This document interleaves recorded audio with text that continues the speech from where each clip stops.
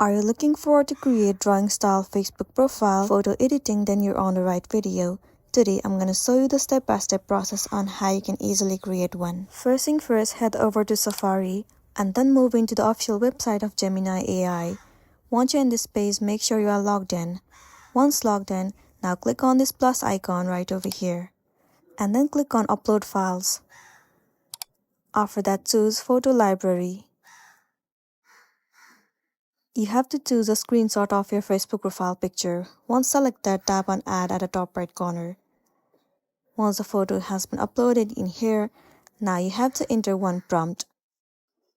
Well, if you do not know what to write, then you can simply copy and paste the thing I have just written. Once done, click on the send icon. Now wait for a while for the Gemini to generate exactly what you want. Give it a few seconds. And there you go, drawing style Facebook profile picture has been generated by Gemini AI. Well, you can see it looks pretty cool. Now if you want to save this photo, then all you gotta do is tap and hold this picture. Now click on Save Image In. After that, tap on Save in Photos. And there you go, this photo will be saved into your gallery. So this is simply how you can generate drawing style Facebook profile.